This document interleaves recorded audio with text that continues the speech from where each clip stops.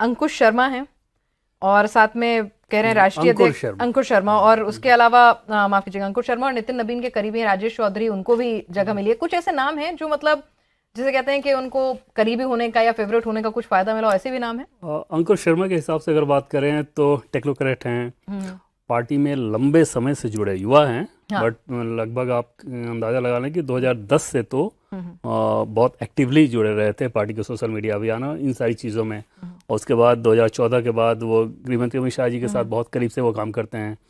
उनका communication department BJP का जो है उसमें गृहमंत्री अमित शाह की तरफ से मीडिया देखना, सोशल मीडिया देखना, इन सारी चीज़ों को बहुत इफेक्टिव तरीके से करते हैं।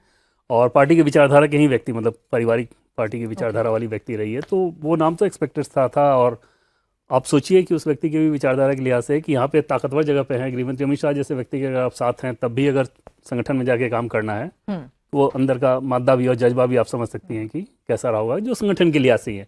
वरना उनकी जगह कोई और होता तो बड़ा मस्त रहता है कि यार गृहमंत्री अमित शाह के साथ हैं, क्या चाहिए हमको आपको।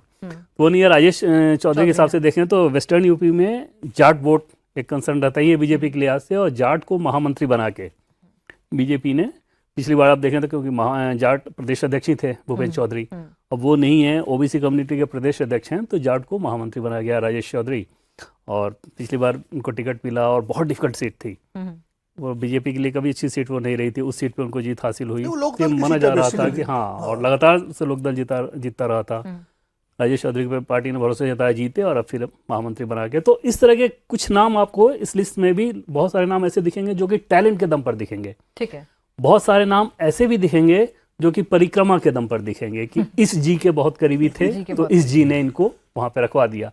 और लगभग 4-5 जी ऐसे हैं जिनकी इस संगठन में जिनकी छाप है, जिनके करीबी लोगों को रखा गया है। तो टैलेंट के हिसाब से देखें तो आधा आपको नजर लगाएगा कि बहुत टैलेंटेड और शुद्ध रूप से योग्यता के दम पर है। उसमें दूसरा ये भी दिखेगा कि क्योंकि जी के परिक्रमा वाले हैं तो वैसे नाम भी है। ओवरऑल टीमें आमतौर पे ऐसी ही बनती हैं। तो इसमें अगर हम नीरज सिंह की बात कर लें, क्योंकि विपक्ष जाहिर सी बात है जब परिवारवाद का मुद्दा आएगा तो ये नाम एकदम से उनके मुंह पे जरूर आएगा। निश्चित तौर पे, क्योंकि राजनाथ जी के वो बेटे हैं, छोटे बेटे हैं। और पहले पंकज सिंह जी ऑलरेडी, तो पंकज सिंह जी इस टीम में अभी नहीं है, लेकिन चुनावी राजनीति में तो आप समझ सकते हैं कि आगे वो चुनाव लड़ेंगे। नीरज सिंह के बारे में ये बताया जाता है कि लखनऊ में जैसे राजनाथ जी तो क्योंकि केंद्र में मंत्री हैं तो लखनऊ में सारा काम वही देखते रहे हैं, डे टू डे जो उनका काम रहता है। और उसमें उनके अंदर हमें ये पता चल रहा था कि कहीं ना कहीं ये भड़ास या ये फ्रस्ट्रेशन रहता है कि हमें अब मौका नहीं मिल रहा है, हमें भी आगे आना है। इस बात को लेकर वो बहुत ज़्यादा उत्सुक थे कि इस बार मौका मिलना चाहिए, और मौका मिला। लेकिन निश्चित तौर पर ये सवाल तो जब परिवारवाद को लेकर सवाल आएगा तो होगा। लेकिन हालांकि बीजेपी एक चीज़ को तय करती है, इसमें भी देखें तो आपको नज़र आएगा कि आप किसी परिवार विशेष के हैं, इसी चलते आपको सीट दे दी जाए, वो काम नहीं किया जाता बीजेपी में।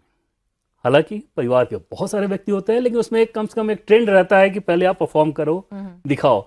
जैसे प्रदेश अध्यक्ष पंकज चौधरी जी हैं, उनके परिवार के व्यक्ति की भी कोशिश इसमें थी कि जगह मिले। प्रदेश अध्यक्ष हैं, परिवार के व्यक्ति कोशिश कर रहे हैं लेकिन नहीं मिली। तो मतलब नीरज सिंह लंबा समय लगा है। हाँ, तो परिवारवाद आप कह सकते हैं कि थोड़ा सा बीजेपी उसको रिफाइंड वे में, और वो करना भी चाहिए। जैसे अगर ये कोई अयोग्यता नहीं होनी चाहिए कि आपके परिवार का कोई व्यक्ति अगर मेहनत करके किसी जगह पे पहुंच गया तो बाकी कोई और आएगा नहीं।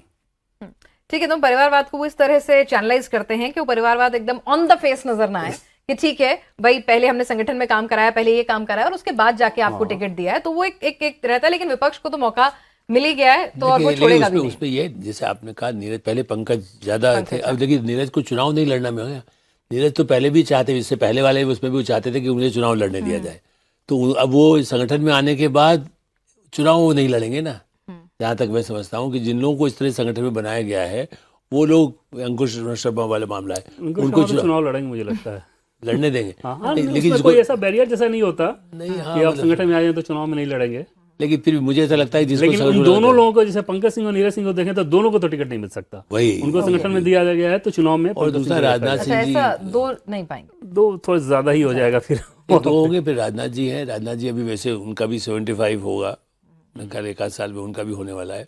तो उस दृष्टि से आगे के लिए पीढ़ी में, और मेरा ऐसा मानना है कि थोड़ा सा ये हो सकता है जो सोचे, जैसे कांग्रेस से तुलना करें तो एक भाई प्रदेश में रहे और एक भाई राष्ट्रीय राजनीति में रहे।